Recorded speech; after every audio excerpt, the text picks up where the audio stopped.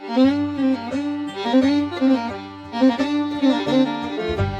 y'all, so a little while ago a viewer asked me to give my thoughts on the Sig 365 X-MACRO. Micro? Macro. I don't know, we're going to call it the macro from now on. Anyway, so I decided to give my thoughts on it, basically what I think. So, what it is basically Sig took their 365, which was, the original variant, basically a really small subcompact 9mm, basically on the higher end of being pocketable, right? Very interesting, very cool.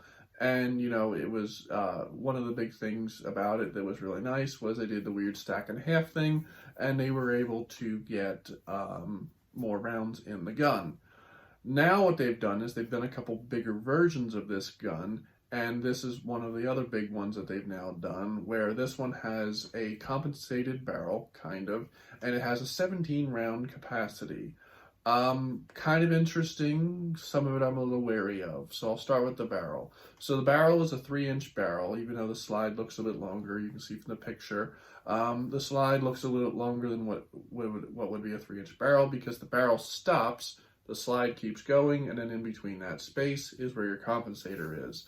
Now, in my experience, from the research I did, low pressure compensators like that, where they're not actually in the barrel but they're past it, don't really work that well. I have a Colt Commander that I was looking at getting they make little compensators that attach via the bushing, the barrel bushing.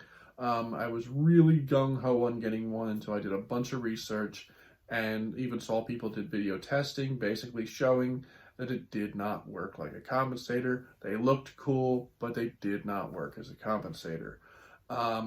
Maybe I'm wrong, but I would expect that this probably works about the same way because instead of using the high pressure gases from the barrel, to send up to try and reduce recoil, you're basically using the gas after it's escaped the barrel to try and do that. It's a much lower pressure gas and, it's already got basically the ability to go forward. One of the things that helps a compensator work is while the gun is firing, that bullet's being pushed along, and behind that bullet is the pressure. The pressure, gets to those cuts in the barrel, and that's, it uses the pressure buildup to kind of, help keep the gun down. Whereas with this, I don't really think you're going to see much difference. Again, maybe I'm wrong, but that's just my thoughts. I don't really think that style compensator does much. Looks cool, but I think that's about it. So that does interest me, but so I do like that they made it that you can put red dot on it. I think a lot of gun companies are kind of doing that. They're going towards making guns optics ready. That's something I really do like. I might be old school in a lot of what I carry, with revolvers and different stuff, but I know a trend when I see it coming. And, the red dot, I think red dot on carry pistols, optics, stuff like that on carry pistols is here to stay. And I welcome it because, as someone that wears glasses, my eyesight's not the best. And any aid like that when it comes to stuff like that, always welcome. So I'm glad to see that they've done yet another gun that is optics ready.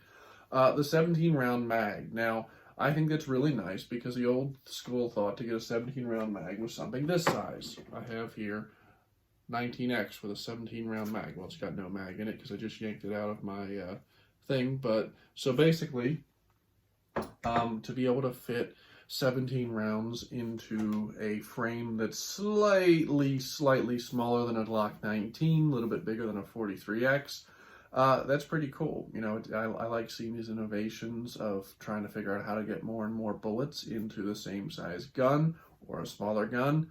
It'd be interesting to see more and more companies do this. I think that 365 kind of woke up a lot of people and made them realize, oh, we can actually fit way more bullets into this gun if we apply ourselves and try.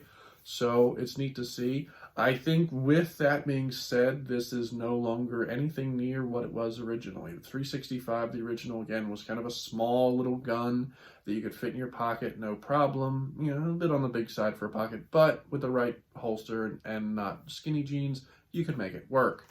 With this, I think you're basically looking at a compact to medium size, you know, handgun, something that you're going to wear on the belt. So I would have liked for this particular gun for them to have done, you know, maybe the 4-inch barrel with the compensation, or maybe no compensation at all, versus the 3-inch barrel, because, you know, it would have given you a little more velocity. You know, when you get down to the super short barrel lengths, you know, an inch at 10-inch, a 10-inch barrel, you know, versus an 11-inch barrel is not nearly as much. But when you get down to like a 3-inch barrel to a 4-inch barrel, you do tend to see a lot bigger gains per the, you know, extension. So it would have been nice to see it with a little bit longer barrel, especially having that 17-round capacity, because at the end of the day, what's hard to conceal on a handgun, at least in my experience, is the butt of the gun, not the barrel.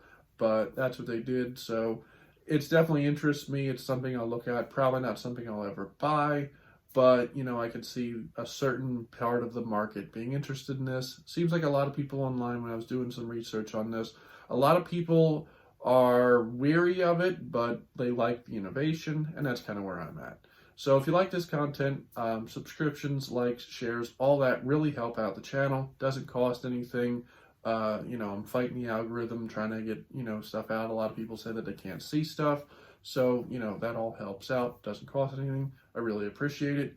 If you have any questions, feel free to ask them, and have a good day.